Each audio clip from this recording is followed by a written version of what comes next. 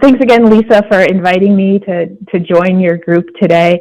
I'm really excited to share a little bit of the work that I've done around night skies and night sky experiences. And then I'm curious to hear what you are all talking about, what's all on your minds, and stick around for the rest of the meeting and just learn a bit from where you're working and your experiences. But today I'll be sharing some research and ideas on night sky experiences at a national park in Maine. And so, like Lisa said, my name is Monika Derrien. I work for the U.S. Forest Service. I've been here in Seattle for about 5 years now. It's gotten quite cold for Seattle here, which is why I look like I'm all bundled up. I am inside, but there is definitely snow in the mountains, and it's an exciting time of year to be here. But let's see.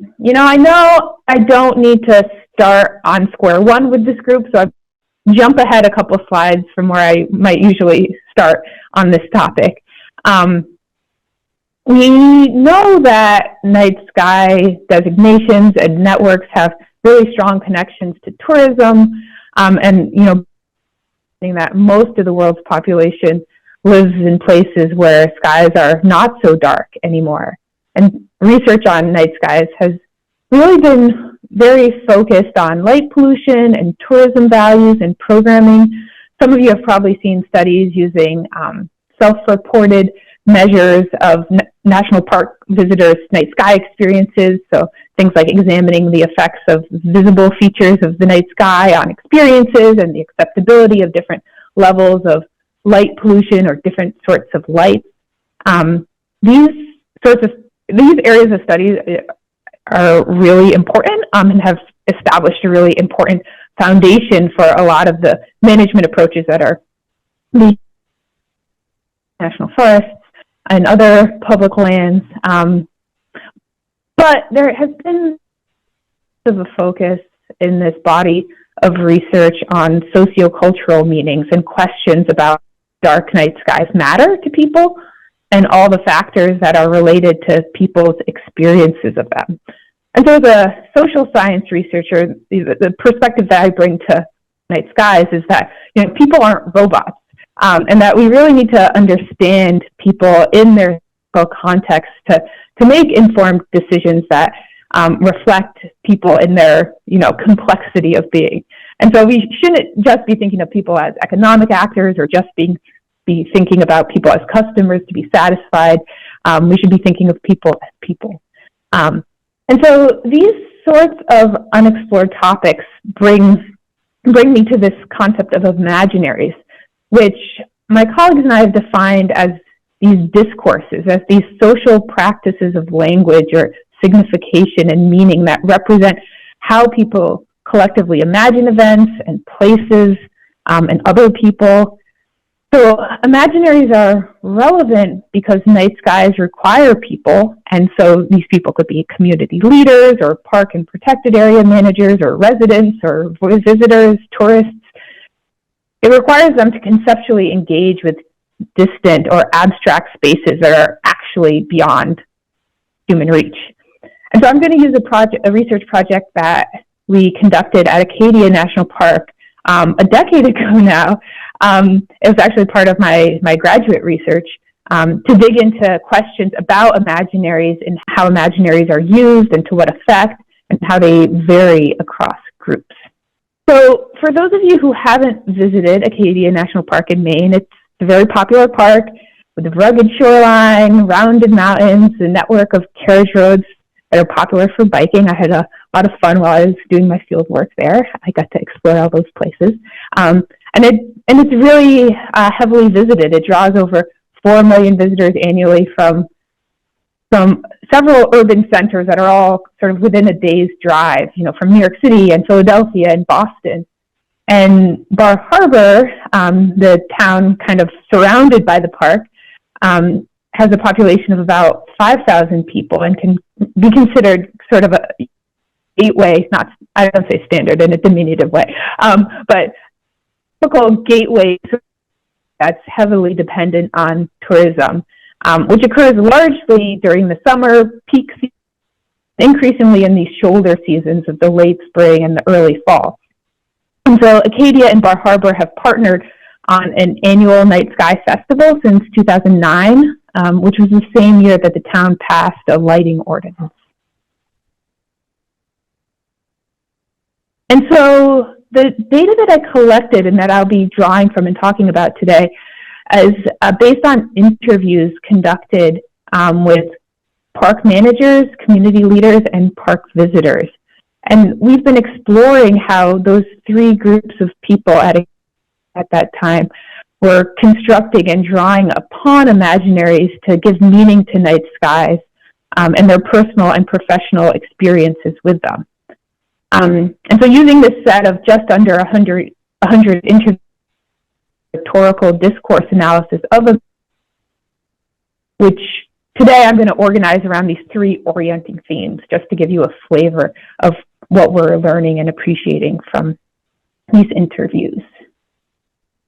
And so the first orienting theme that we observed is the use of night skies to create historical linkages to nighttime environments.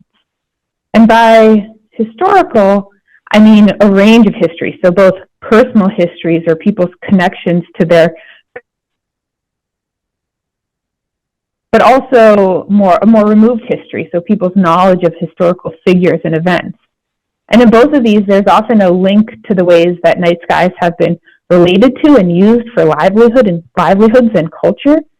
So for navigating by sea and making sense of the universe, passing on knowledge through stories and seasons.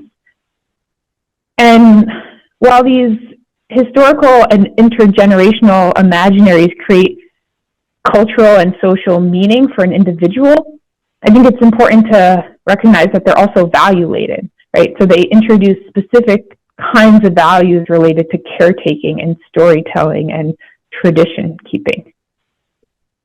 And I've included an excerpt from an park visitor here that shows how these imaginaries are invoked to show these historical and intergenerational linkages. So the visitor here describes how his grandfather used to take him out into the woods and tell him stories about the stars. And then he says that this is something he wishes he could pass on to his kids, but doesn't have that ability. And so this shows how imaginaries sort of encapsulate ways of thinking about the past and how night skies connect or disconnect us from the present or the future. The second orienting theme that I'll talk about centers on imaginaries of urban and rural places. So who lives in certain places and what they value and what that says about them. So these imaginaries connect close to home night sky experiences that are often in urban settings, because the majority of our population lives in urban and suburban settings. With these close to home night sky experiences are linked with these tourism experiences that are often in rural places. And they're linked through tourism. These rural areas and parks and protected areas within them and near them are seen as these keepers of night skies, allowing experiences for people who live in these cities. And so in this way, imaginaries facilitate sort of this ambiguous talking about issues such as access to dark night skies and the management of nighttime environments in urban and rural settings, and what places are worthy of dark night sky investments and measures to reduce light pollution. And these imaginaries are a little fuzzy on the edges, I think. So these are excerpts from interviews that show how some people we interviewed sort of excused cities as these sacrifice zones of sorts where you can't do much about light pollution. And they squared that with their ability to find them. Want to go and look for night skies, you can find them somewhere.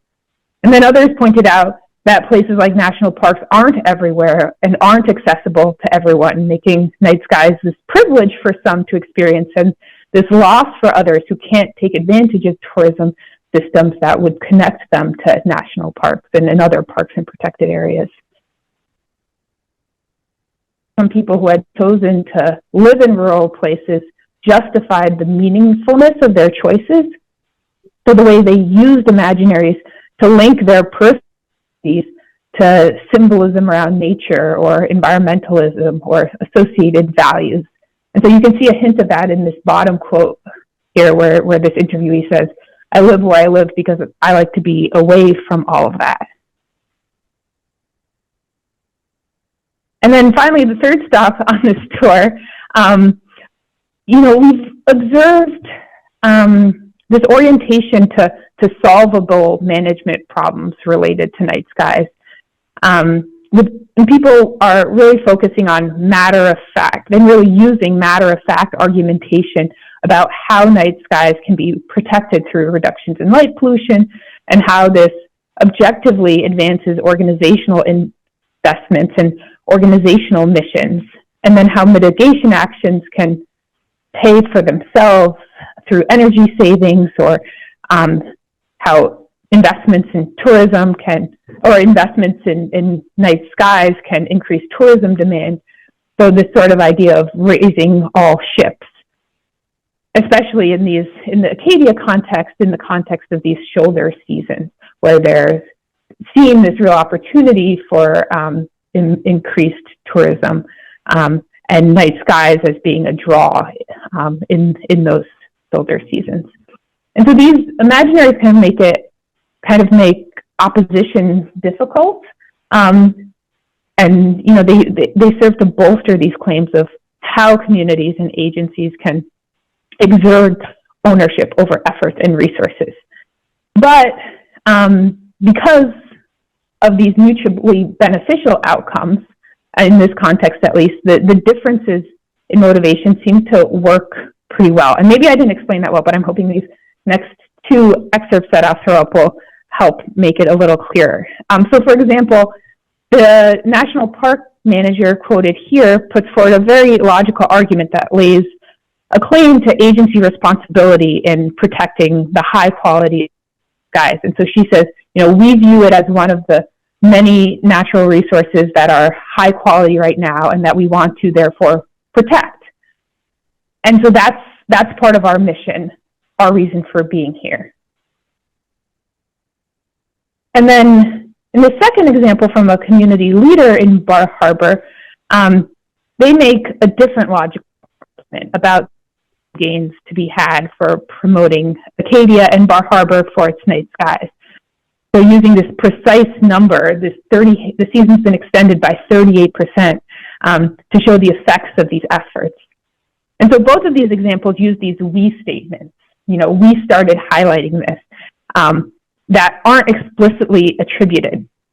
And so in a way, this shows some collective ownership, but it's also, in reading through many of these interviews and analyzing lots of this qualitative data, there's a vagueness in the language that seems to function to smooth over differences. So, for some leaders and some managers, it's more of a economic tourism motivation, and for others, it's more of a resource protection.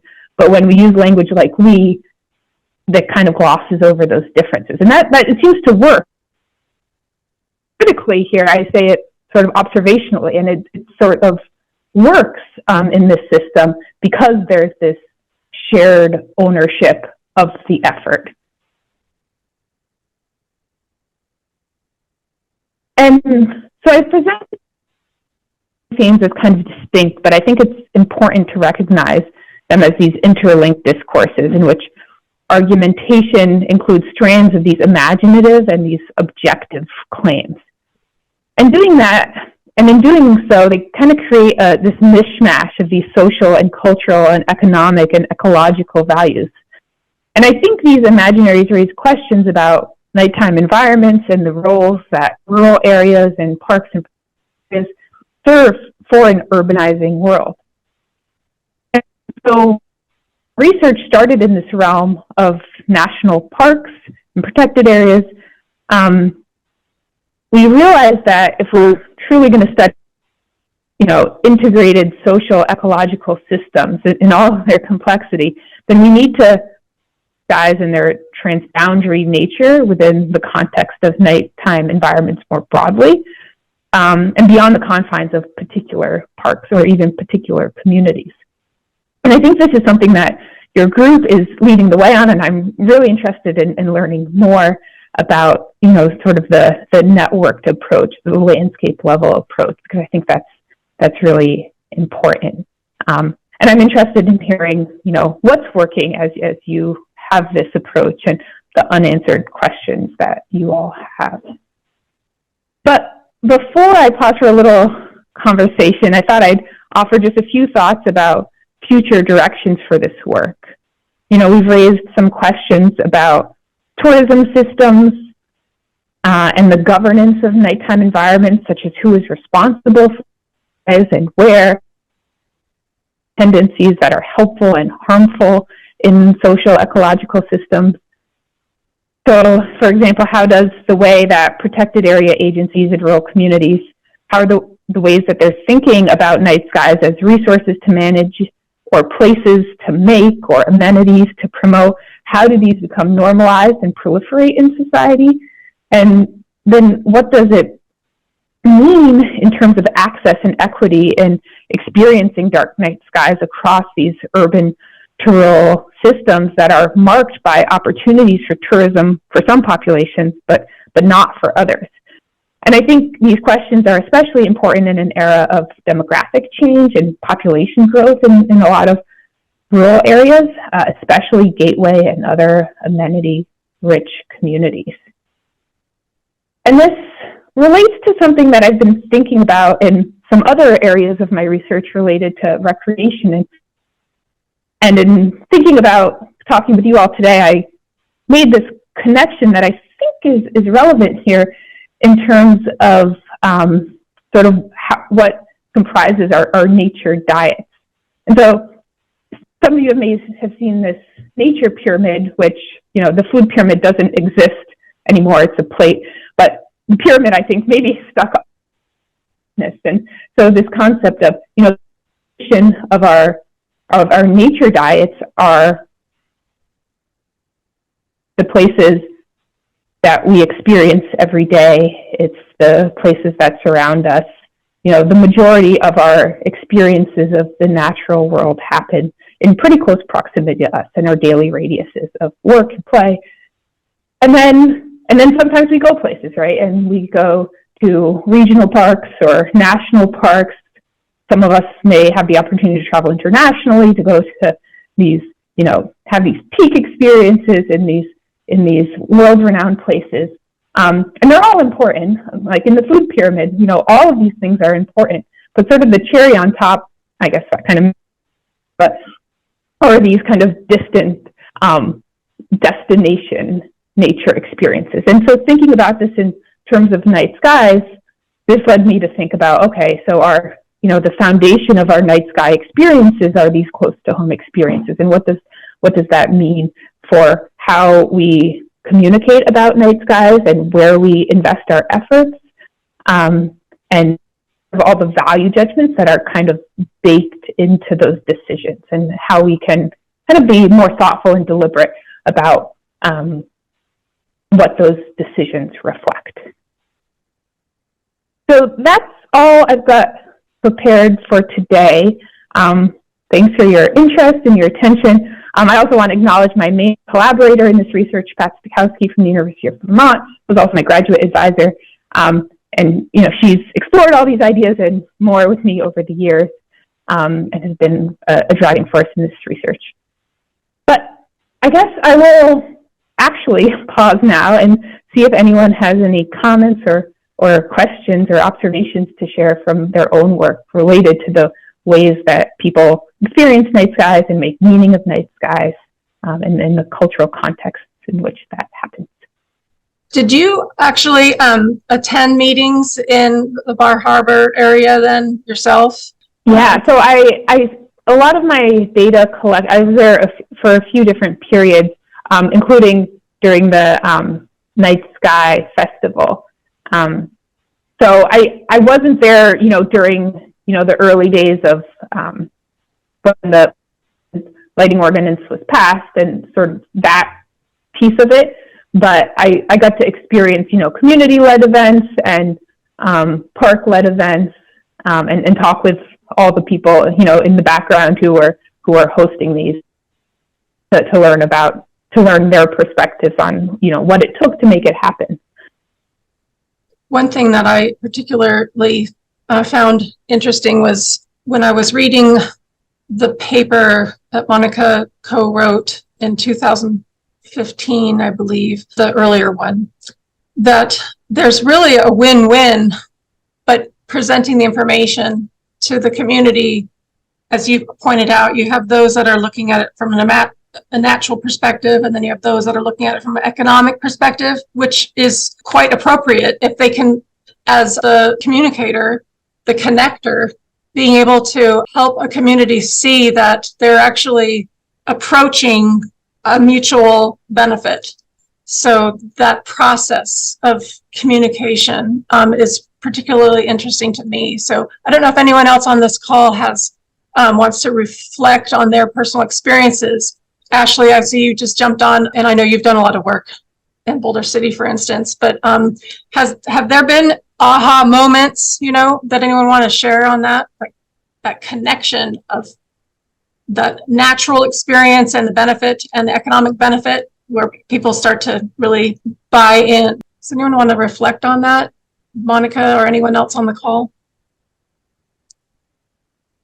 This is Dan Dorisco. Can you hear me? We sure can. Thanks, Dan. Hi. Monika, I want to thank you for your presentation. It's nice to meet you. I worked years ago with Peter Landris and Mary Beth Hennessy in wilderness character work, where it was rewarding to see the dark night skies included as part of wilderness character. And wilderness is essentially a cultural resource. It's something that people put value on just because we are people. I think more related to Lisa's question, I believe that I think the connection to the night sky comes on a really individual level, and you can be, led by the hand with astrotourism tours and go to star parties and whatnot. But I think I've seen more people who are just by themselves discovering the night sky in national parks and are, it's like the aha moment for them. It's like an exaggeration of the tour astrotourism occurs in Hawaii on Mauna Kea. I was there last year at the parking lot down below the summit at about 9,000 feet, and all these tours drive up in vans and they bring people from all over the world. But it was just a total cluster. There was no peacefulness about it. There was just a bunch of talking and a bunch of blah, blah, blah. And people didn't have a chance really to get out there away from this parking lot of 100 cars and experience the night by themselves. So that's, to me, that's the most powerful for most visitors, is when they're, just hiking alone at night or something like that. And thanks again, Monika. Dan, I'm so glad you said that. Thank you for sharing, because it makes me understand why you just kind of put to words why I love being outdoors, having been a backpacker my whole life. It's the quiet, it's the peace. So thank you for saying that. And it makes me think of something that Monika and I talked about on our call pre-session. The backyard tourism, the fact that we want people to connect with the night skies, whether it be in their backyard or at a park. So I appreciate your nature triangle, Monika. That does have it really is a nice inclusive way of looking at it. Thank you again. So Ashley, I see you have a question you want to speak. Go ahead. Yeah, I had some things to share, but I do want to address what Dan said and just some thoughts about, I think this group and generally Night Sky advocates really encourage these kind of parties, these taking people up to these areas. We've done a really good job of like making it making the Night Sky kind of a PowerPoint presentation, this thing you go to and you look at and then you do and you have to tell, and it's like all very timed, like Dan mentioned. And what maybe we haven't done as good of a job at is encouraging people, or at least me, I guess I can speak for myself, is encouraging people to seek those experiences on their own. I mean, there will always be this kind of scared of the dark thing associated with that. But I think, even if you're just as a kid right beside your car and looking up by yourself alone and just able to experience that like many people do, you don't have to backpack out 10 miles or something like that, but just more opportunities for solitude when looking at the night sky is just something that I probably haven't in my own career done enough to encourage. But Dan, I used to steal all of your wilderness PowerPoint slides for night skies, so I should have been thinking about that specifically. But one thing I wanted to share, actually I have a share thing and a question thing.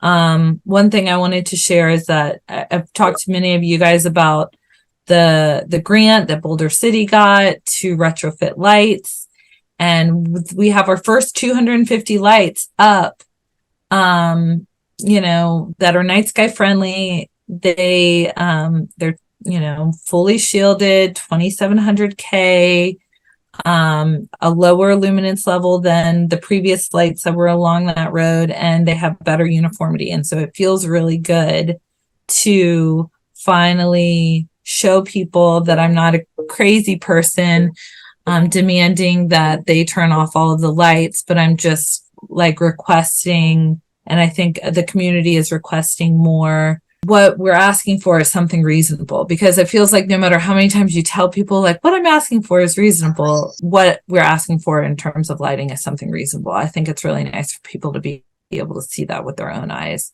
to believe that we're not talking about in communities turning the lights off entirely. So that was one thing. And the other thing, Monika, I was going to ask, you talked about those 12 people, 12 park managers, 73 park visitors that you did interviews with. I didn't read the paper, I apologize. Were all of those folks pretty much in like the pro night sky camp, or did you have some folks that were like, I don't know about these night sky, kind of not really advocates for the night sky yet? Yeah, that's a good question. So of the community leaders and the Park Service managers that I interviewed, I can't say I would categorize anyone as anti-night sky, dark night sky. Yeah. But I think people were supportive in very different ways and for different reasons, and came from all different kind of sectors.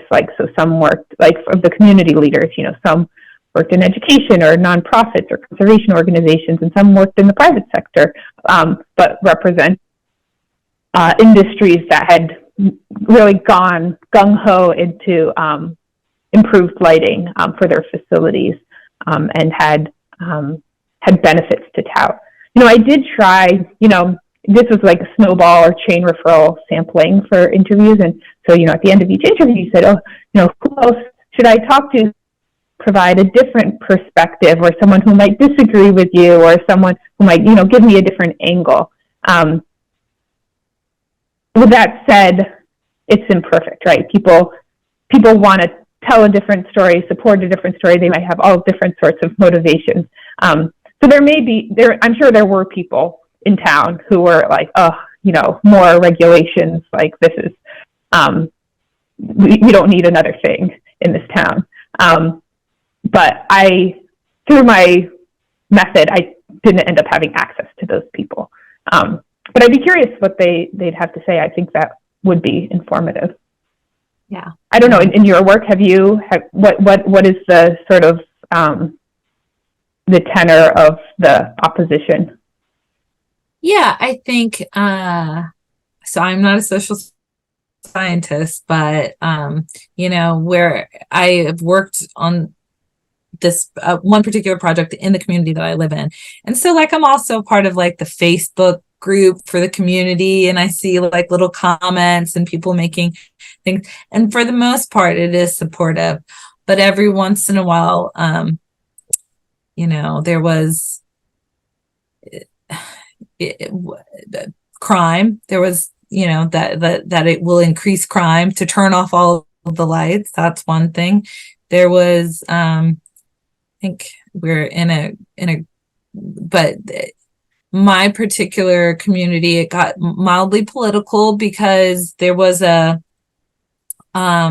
city council race at the same time that a lot of this stuff was happening. And there was one city council person that was very enthusiastic about it. He had night skies on the background of his, sign, his running sign, and then his opposition ran like a little mini commercial about this person wants to increase crime. So that was like something that ended up happening. And then, there was, we're relatively close to Las Vegas. So there's like, what's the point? There's some of that.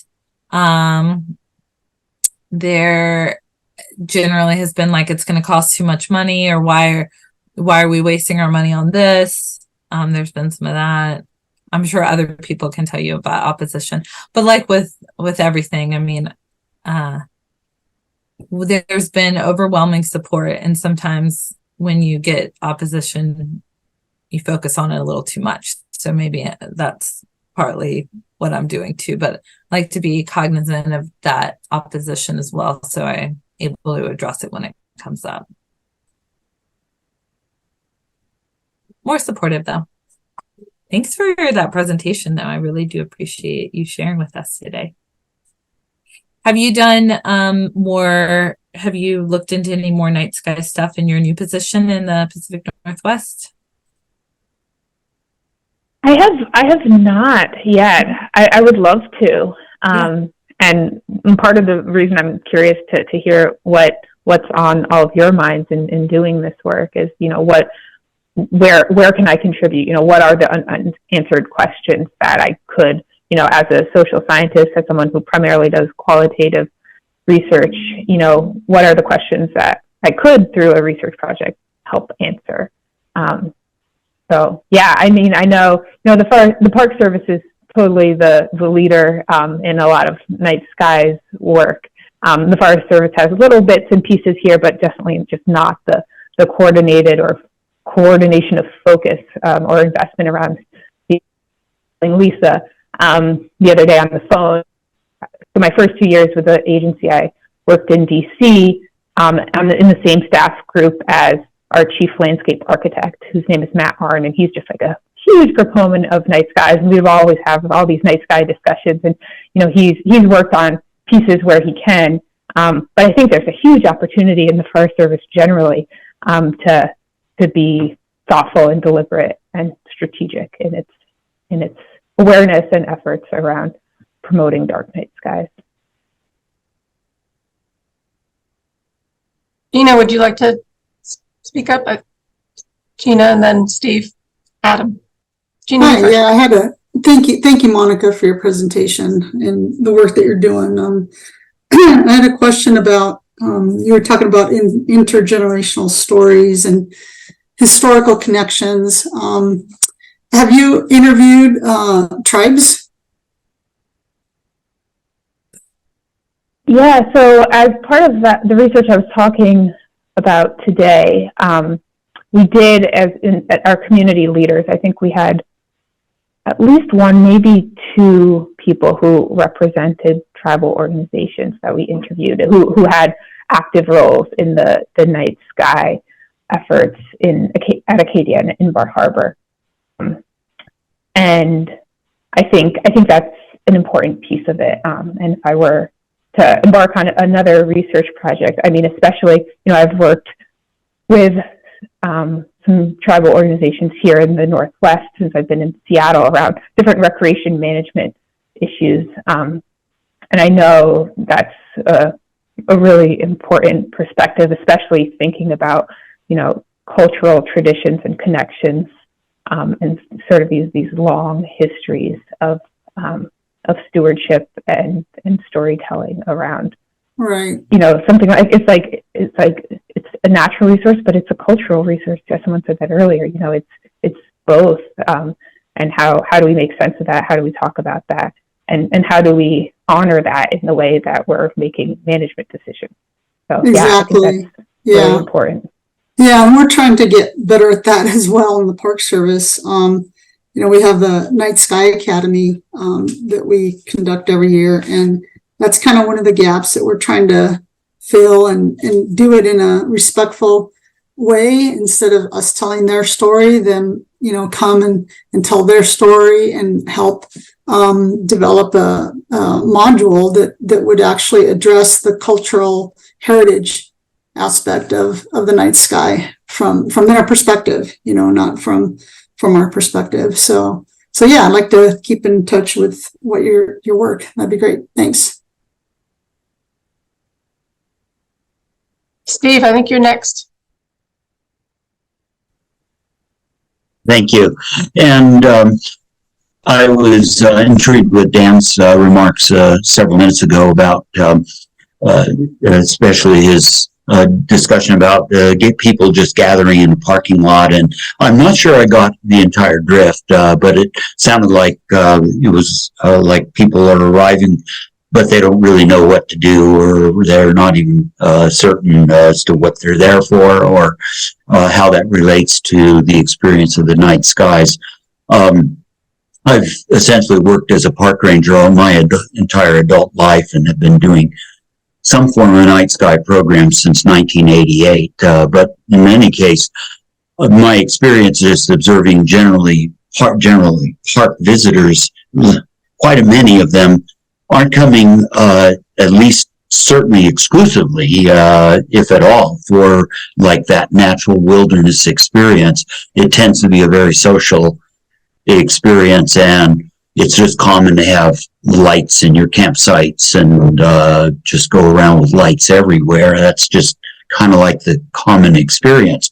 But I have also experienced that when the places that I have worked offer a night sky viewing program, they come in droves, and that is still going on to this day. So I think having an attraction based on this experience is what is actually bringing people to the understanding of parks as dark sky sanctuaries, and the possibility of that translating to our dark sky campaign to try to bring dark skies back to more and more places, certainly in our country and around the world. So it's one little part of this process that if you give a message and offer an opportunity, then at least a good many of them do come, and at least they have an organized experience that then they can take with them. I always close my programs by just saying, keep this in your hearts, keep this in your heads, and keep looking up. So that's my 2 cents. Yeah, I think night sky experiences are especially interesting in this realm because, the concept of solitude isn't just about being alone. It's more complex about that. And I think night skies, I'm thinking about, so one of the events, so there was the Star Party, and I think they actually stopped hosting this at the top of Cadillac Mountain. which is maybe kind of the experience that Dan was describing, with just like a parking lot, and people would take shuttles up to the top of the mountain and view night, and people, they had, telescopes lined up, and professionals to help guide people. But they also have an event called, I think it was Stars Over Sand Beach. And the experience there is very different. I mean, there are lots of people, but, to lay on the beach at night and feel safe, because maybe there are other people around and maybe you need that to feel safe. A lot of people do. But to kind of be alone with the night sky and have that independent experience, quiet experience, I think night skies offer opportunities for solitude even when you're not alone, if that makes sense. And I think that's pretty special. I was wondering if I could just clarify a little. The Mauna Kea thing was like people were coming and going constantly in cars with headlights on and blah, blah, blah. It was more like chaos than organized. But one thing I tried in Death Valley when I worked there, I got the chief of interpretation to let me do it, which was amazing. The Artist Drive is a one-way road, and it's closed. Well, it's not closed, but nobody drives it at night. So I said, can I close the gate and just take people for a walk? And I actually got about 12 people to show up. And I told them, turn off your flashlights. We're just going to walk down the road for about a quarter mile, half a mile in the dark on a moonless night. The Park Service does night walks a lot, but they always do it on full moon nights, right? And so we're going to do this in the dark, and you're going to find out it's really not that dark. And as we're walking, it gives their eyes a chance to dark adapt, and it was very successful, I thought. I mean, once we got to the end of the walk, everybody was comfortable with it. They didn't need their flashlight, and they were out there. They weren't in a so-called safe place, Anyway, that's just a little clarification. Thanks, Dan. Adam, would you like to speak now? Thanks. Yeah, so I'm actually the only electrical engineer at the Bureau of Land Management, which means I have a lot of power, but not full power to implement, dark sky lighting. And I don't seem to get much pushback from my clients in terms of putting in dark sky lighting, because if they have to replace lighting, it's not any more expensive to replace it with appropriate fixtures. The biggest threat that I see is security based, kind of like what many of you have said. I've seen some pushes to overlight spaces to increase security, and some of my responses to that have been, kind of linking different studies, what have been done on broader collections of studies to show that there's not much of a correlation between increased lighting and reduced security. But I was just wondering if anyone had any good, kind of concise resources to try and help convince someone that it's not necessarily a good idea to increase lighting to decrease security. Adam, yes, I've Kevin and I have used several resources that a lot of advocates have shared, and I would be happy to share those with you. There are several studies from the Department of Justice and several other security-related and law-related organizations that have some experiments and statistics that they've conducted with that type of situation that would be helpful. That would be great. Thank you. I appreciate it. Dan, I'm actually putting in something into the chat right now, and I have a hard time talking and typing at the same time. But let me get a link here. Art Hushin. This is a name of an individual. Wait, let me hit send so you can see his name. And I'm going to get the link for you. I was told about this individual, Art Hushin, by Heidi Hoven from Audubon. And she has been trying to get Art to come to Salt Lake City to talk about crime and lighting.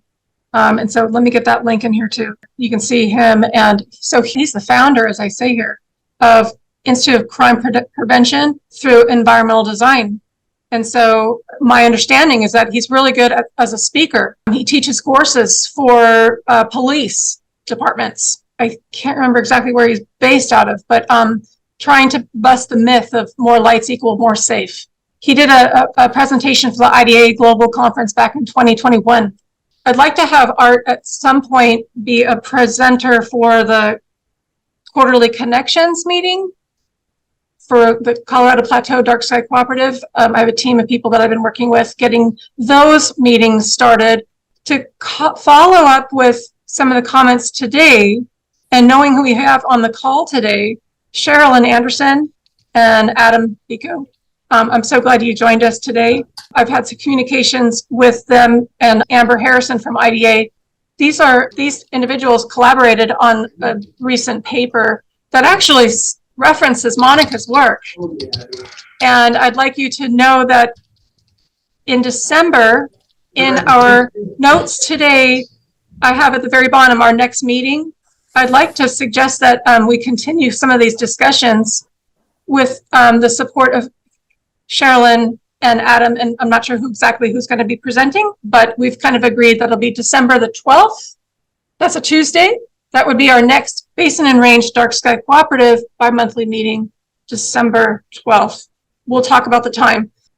The reason I mention this is their research actually identifies the quality of their, the people they've interviewed and what they're doing. They put them in the context of what their activities were in addition to night sky viewing. I don't want to steal their thunder, but that was, I think, a nice thing to connect from this meeting to the next one. Sherilyn, would you like to mention something? Yeah, no, please do join us. We're very excited about this. And she's right. We kind of define